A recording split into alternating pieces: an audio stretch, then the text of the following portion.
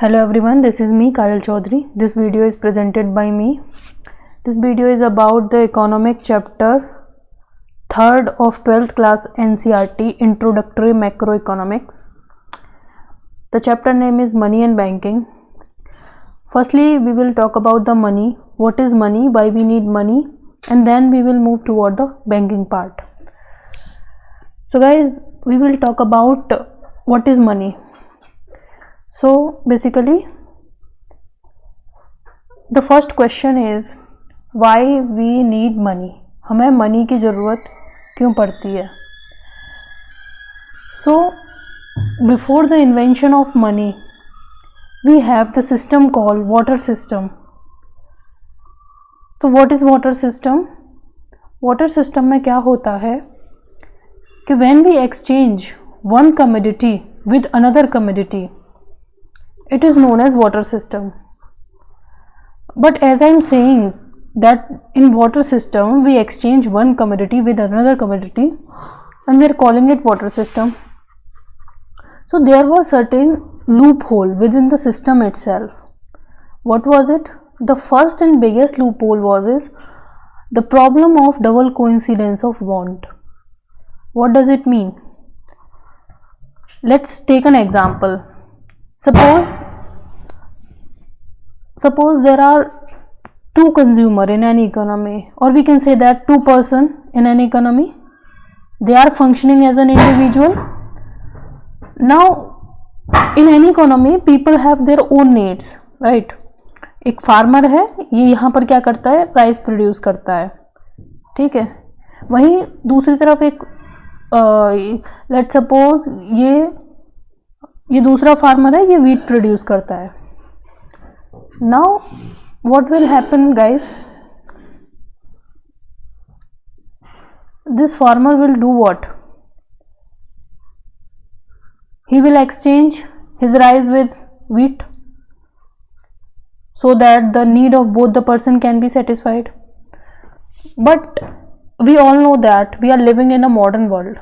यहाँ पर ऐसा नहीं होता है कि कोई भी इंसान और या फिर किसी भी इंसान की नीड हो वो सिर्फ खाने पीने तक ही पूरी हो जाए. So we all know that there are certain other need as well. Like this is the era of consumerism. So we know that we all have demand of those product. Now what will happen? Suppose that rice producer want the pair of shoes. Now what will happen? इसको क्या चाहिए? ये rice producer है, इसके पास surplus में rice है और ये चाहता क्या है? इसको नीड किसकी है? इसको चाहिए जूते. अब यहाँ पर क्या होगा? इसको ऐसे इंसान को ढूंढना पड़ेगा जिसके पास सरप्लस में जूते हों और उसको राइस की ज़रूरत हो. तो इसको हम कहते हैं problem of double coincident of want, क्योंकि ऐसे इंसान को जो ढूंढने की कॉस्ट है वो बहुत ज़्यादा है और हो सकता है आपको ऐसा इंसान ना मिले मॉडर्न वर्ल्ड में. तो इसीलिए हमें एक ऐसे मैकेनिज़्म की ज़रूरत थी जिससे कि इस तरीके की प्रॉब्लम्स को सॉल्व किया जा सके. तो पहला मैकेनिज़्म जो हमने डेवलप किया उसे हम मनी कहते हैं. शुरू में मनी की जो डेवलपमेंट हुआ वो हुआ मेटल के फॉर्म में. जैसे हम सभी जानते हैं मेटल, जैसे गोल्ड, सिल्वर, तो हमने मनी को डेवलप किया. तो फर्स्ट जो फंक्शन हम यहाँ से ड्राइव कर सकते हैं मनी का वो है facilitation of exchanges is the main function of money in modern economy, right. Next thing is what is the function of money. Money के क्या फंक्शंस होते हैं? बेसिकली मनी के बहुत सारे फंक्शंस होते हैं, लेकिन एनसीईआरटी में 3 तरीके से इसको क्लासिफाई किया गया है. फर्स्ट जो मेथड है वो है medium of exchange. What is medium of exchange? Medium of exchange में जहाँ पर हम एक मनी के बदले कोई भी कमोडिटी को परचेज करते हैं उसी को तो हम मीडियम ऑफ एक्सचेंज कहते हैं. सो वाटर सिस्टम में क्या होता था कि जो सर्च कॉस्ट थी वो काफ़ी हाई थी कि आप ऐसे इंसान को ढूंढें जो आपकी सरप्लस को एक्सेप्ट करे और आपको जो प्रोडक्ट की नीड है उसको वो प्रोवाइड करे. तो इसीलिए हमने मनी को इन्वेंट किया. सेकंड जो फंक्शन है इसका यूनिट ऑफ अकाउंट.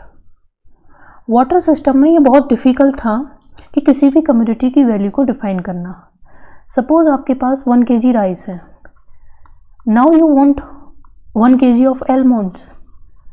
अगर आप देखें प्रेजेंट टाइम में एलमंड्स की वैल्यू जो होती है वो राइस से कहीं ज़्यादा होती है मनी के फॉर्म में।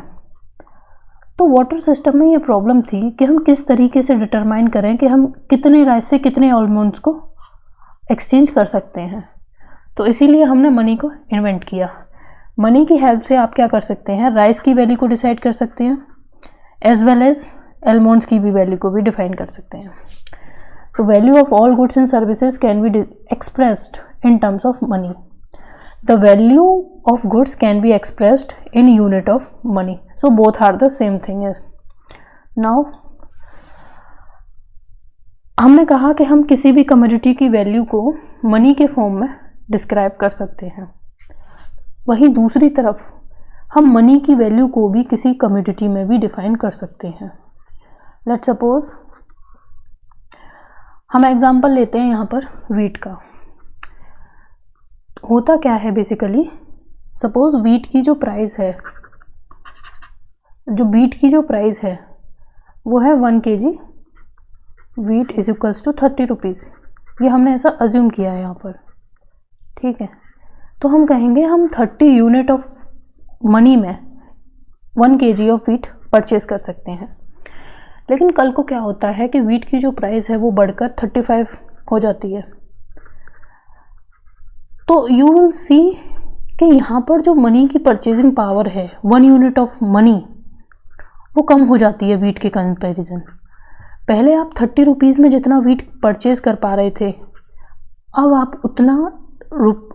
आप उतने रुपीज़ में उतना वीट परचेज नहीं कर पाएंगे। So we can say that if the price of a commodity increases the value of money decreases. Money की जो वैल्यू है वो डिक्रीज हो जाएगी अगर कमोडिटी की प्राइस बढ़ जाएगी, क्योंकि मनी की जो परचेजिंग पावर है वो अब कम हो गई है। तो ये हमारा सेकेंड फंक्शन था। Third is a store of a value. ये क्या होता है, वाटर सिस्टम का जो एक और लूप होल था वो ये था कि वहाँ पर हमारे लिए डिफ़िकल्ट था कि हम किसी भी कमोडिटी को लॉन्ग टर्म तक स्टोर कर पाएँ या उसकी वैल्यू को स्टोर कर पाएँ, क्योंकि किसी भी सिविलाइजेशन में ये पॉसिबल नहीं है कि आप किसी भी चीज़ को उसी टाइम प्रोड्यूस करें और उसी टाइम कंज्यूम कर लें, या फिर उसी चीज़ की ज़रूरत जो है आपको पूरे साल तक या महीने तक पड़ती है। तो इसके लिए आपको ज़रूरत होती है कि आप उसको स्टोर कर पाएँ या उसकी वैल्यू को स्टोर कर पाएँ। लेकिन वाटर सिस्टम में ऐसा डिफ़िकल्ट था। सपोज़ आप प्रोड्यूस करते हैं टमाटो या पोटैटो, तो दोनों ही केसेस में कैसा है कि दोनों ही पेरिसेबल गुड्स हैं। तो यहाँ पर ज़रूरत ये थी कि आपके पास एक इंफ्रास्ट्रक्चर हो कि आप इन दोनों को स्टोर कर पाएँ। तो अगर आप वो इंफ्रास्ट्रक्चर बिल्ड भी कर लेते हैं तो यू मे फाइंड कि उसकी कॉस्टिंग बहुत ज़्यादा है। आपने इंफ्रास्ट्रक्चर बना लिया, सपोज़ कोई cold store type, now you will say कि अब इसकी तो कॉस्टिंग बहुत ज़्यादा होती है। तो इसीलिए ज़रूरी ये हो गया था कि हम मनी को इन्वेंट करें और अपने पोटैटो या टमाटो को मार्केट में सेल करें और उसकी वैल्यू को मनी में स्टोर करके फ्यूचर यूज़ के लिए रख सकें। तो wealth can be stored in the form of money for future use. हमने क्या किया, अपनी कमोडिटी को मार्केट में सेल किया, उसको मनी में कन्वर्ट किया और उसको फ्यूचर के लिए सेव कर लिया। लेकिन यहाँ पर दूसरी चीज़ ये आती है कि जो प्राइस है उस कमोडिटी का वो स्टेबल रहना चाहिए। सपोज़ आज आपने किसी कमोडिटी को 100 रुपये में सेल किया, लेकिन कल को क्या हुआ, उसकी जो प्राइस थी वो 120 हो गई। आपको लॉस हो जाता है 20 रुपीज़ का, क्योंकि प्राइस जो थी वो स्टेबल नहीं थी। इकोनॉमी में क्या हो रहा था कि इन्फ्लेशन आ रहा था धीरे धीरे। प्राइस जो था, प्राइस का जो ट्रेंड था वो अपवर्ड था, कर्व उसका धीरे धीरे प्राइस उसका बढ़ रहा था। तो आपको 20 रुपीज़ का लॉस हो जाता है। तो इसके लिए ज़रूरी ये है कि आपकी जो प्राइस है वो स्टेबल रहे। तो थर्ड फंक्शन जो होता है मनी का वो होता है store of value. Another thing is demand for money. Money की डिमांड हमें क्यों होती है? तो इसमें दो तरीके बताए हुए हैं कि फर्स्ट इज़ कि transaction motive, second is speculative motive. तो what is transaction motive? Transaction motive is very simple कि आपको ट्रांजैक्शन को कैरी आउट करने के लिए मनी की जो ज़रूरत पड़ती है, हम उसको ट्रांजैक्शन मोटिव कहते हैं। किस प्रकार के ट्रांजैक्शन? जो भी आप मंथली बाय करते हैं, सेल करते हैं, उसके लिए आपको मनी की जो नीड होती है, हम उसको कहते हैं ट्रांजैक्शन मोटिव। अब यहाँ पर एक एग्जांपल दिया हुआ है, 2-3 टर्म है जो एनसीईआरटी में गिवन है, जैसे कि एवरेज ट्रांजैक्शन डिमांड क्या होता है, टोटल एवरेज डिमांड क्या होता है, वॉल्यूम ऑफ ट्रांजैक्शन क्या होता है, velocity of circulation of money क्या होता है। इसको हम एक एग्जांपल की हेल्प से समझेंगे। तो ये एग्जांपल है कि एक फर्म क्या करती है, अपने वर्कर को मंथ के बिगिनिंग में 100 रुपीज़ देती है एज हिज सैलरी।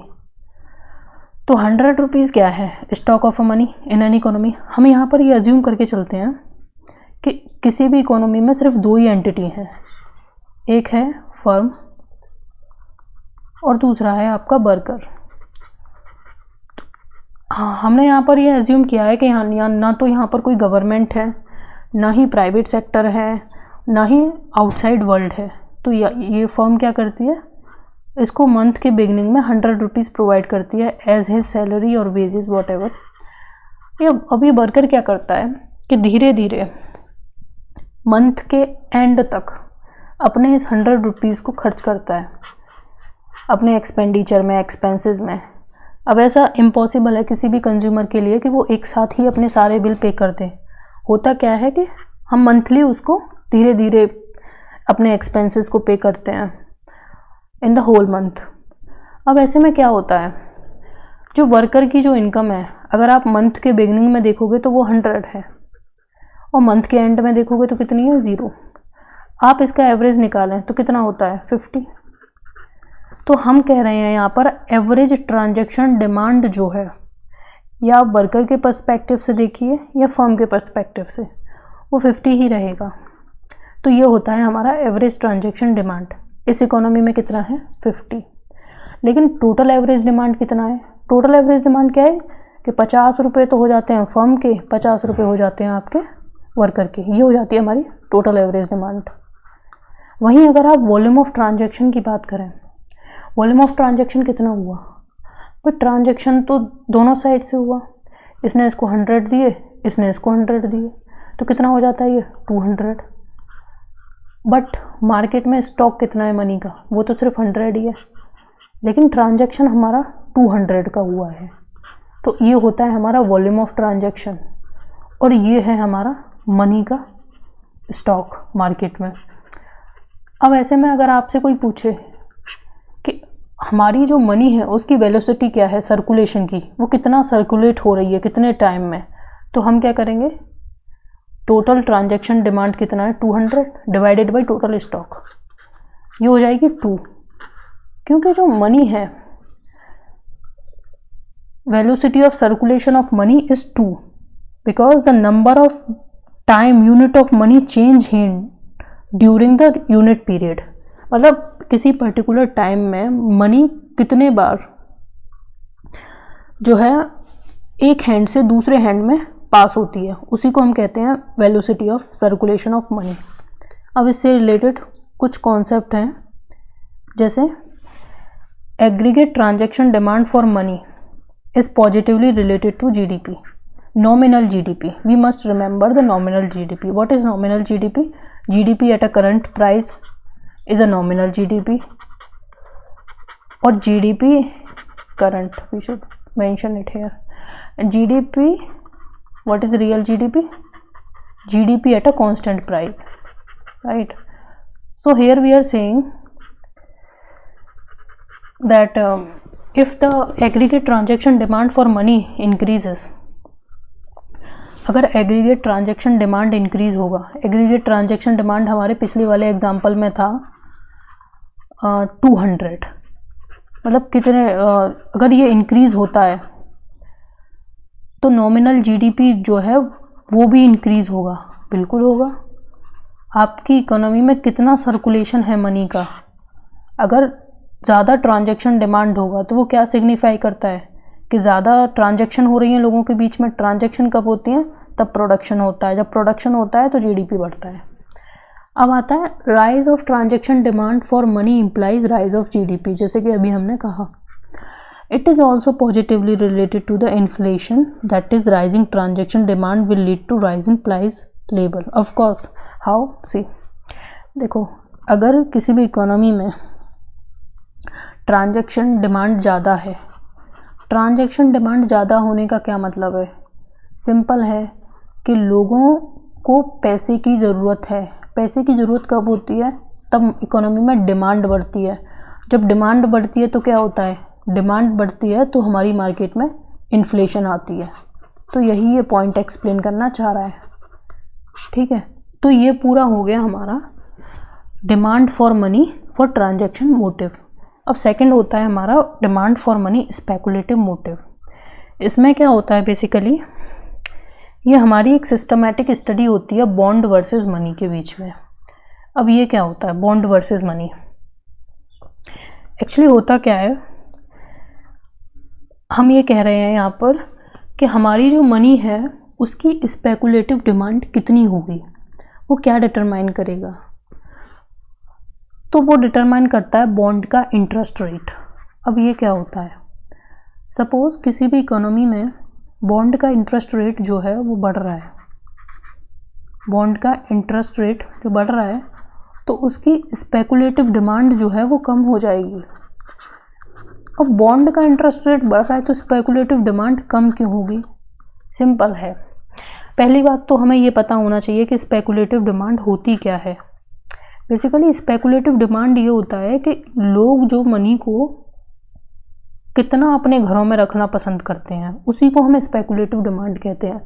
जैसे हम अपने घर में मनी को स्टोर करके रख लेते हैं, किसी भी मनी को मनी के फॉर्म में ही रखेंगे, ऑब्वियसली कैश फॉर्म में रख लेते हैं, तो वो डिमांड जो है पूरी इकोनॉमी में कितनी होगी, लोगों की कितनी प्रेफरेंस होगी कि वो कैश में रखें। तो ये कहता है कि अगर बॉन्ड इंटरेस्ट रेट हाई होगा तो स्पेकुलेटिव डिमांड कम होगी, मतलब कि लोग कम प्रेफर करेंगे कि वो अपने पैसे को घर में रखें। क्यों? क्योंकि उनको तो हायर रिटर्न मिल रहा है बॉन्ड पर। तो पहले हम थोड़ा सा समझ लेते हैं कि बॉन्ड होता क्या है। बेसिकली बॉन्ड क्या होता है? बॉन्ड जो होता है वो गवर्नमेंट या किसी प्राइवेट एंटिटी द्वारा मार्केट में इशू किया जाता है और वो एक पेपर की फॉर्म में होता है, जिसके बदले क्या करती है गवर्नमेंट कि पब्लिक से वो पैसे को स्क्वीज़ कर लेती है। जैसे उन्होंने क्या किया, एक पेपर फॉर्म में बॉन्ड दिया पब्लिक को, एंड पब्लिक से क्या करेगी, पब्लिक से क्या करेगी, वो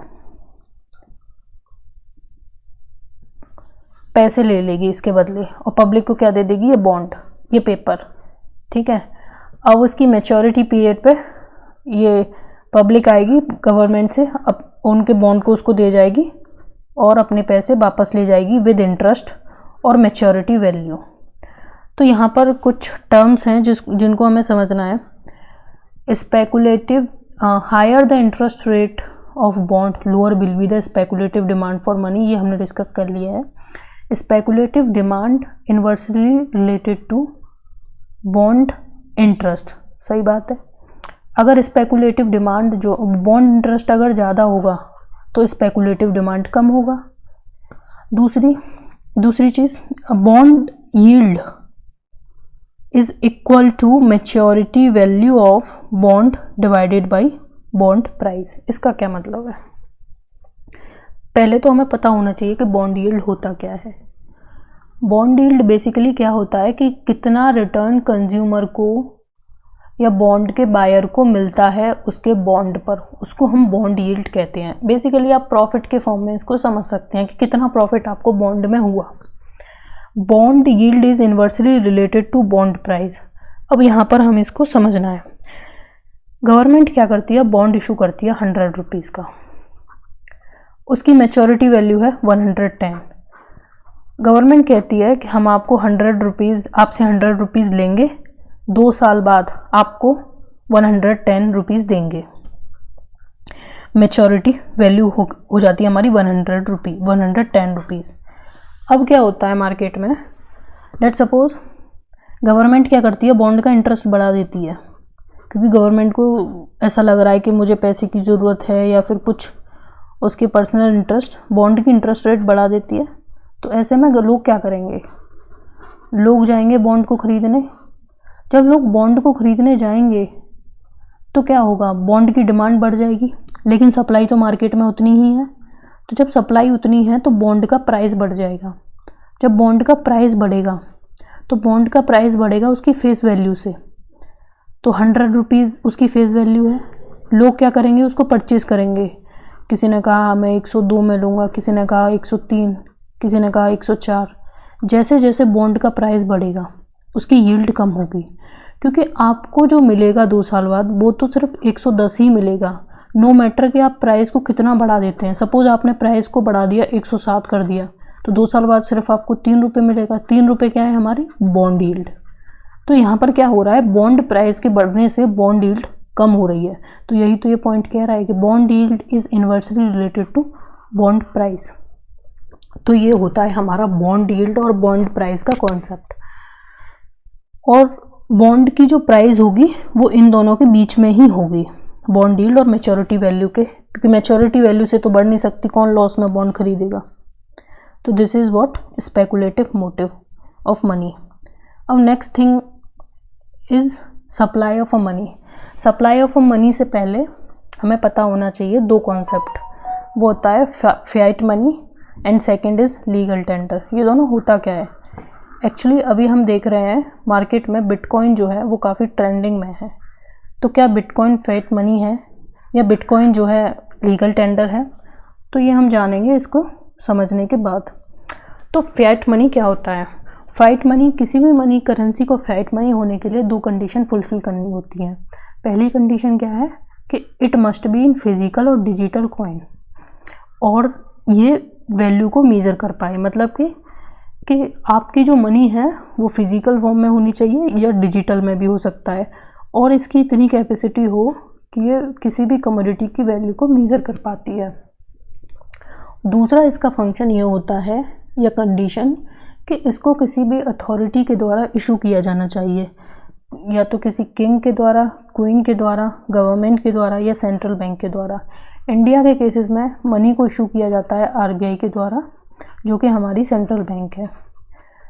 तो अगर हम बात करें 5 रुपये का नोट हमारे पास है, तो क्या ये फिएट मनी है? बिल्कुल। क्यों? क्योंकि पहली चीज़ ये कॉइन की फॉर्म में है, हमारी फर्स्ट कंडीशन भी सेटिस्फाई होती है कि इसको कॉइन या डिजिटल फॉर्म में होना चाहिए, डिजिटल कॉइन या फिजिकल कॉइन, और ये वैल्यू को भी मेजर करता है। कैसे? 1 pen is equal to 5 rupees, तो ये पेन की वैल्यू को मेज़र कर पा रहा है। दूसरा, इसको किसी किंग, क्वीन, गवर्नमेंट और सेंट्रल बैंक, तो आरबीआई के द्वारा इसको इशू किया जाता है। तो ये दोनों कंडीशन यहाँ सेटिस्फाई होती हैं। तो 5 रुपीज़ जो है हमारा फिएट मनी है। वहीं दूसरी तरफ अगर हम बिटकॉइन की बात करें, तो बिटकॉइन क्या फिएट मनी है? The answer is no. Why? See, bitcoin जो है हमारा डिजिटल करेंसी है, लेकिन क्या ये वैल्यू को मेज़र करता है? बिल्कुल कर पाता है।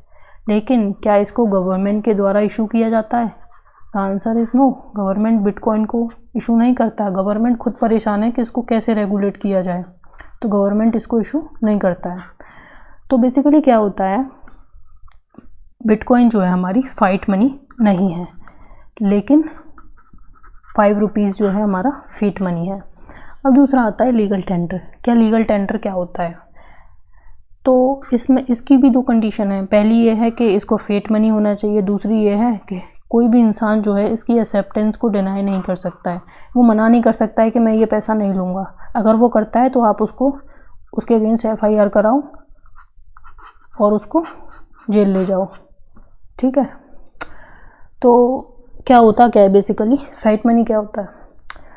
फिएट मनी अभी हमने ऊपर डिस्कस किया है कि उसके लिए 2 कंडीशन है, मेजर, वैल्यू को मेज़र कर पाए और इसको सेंट्रल गवर्नमेंट के द्वारा इशू किया जाए, जैसे 5 रुपीज़ कॉइन।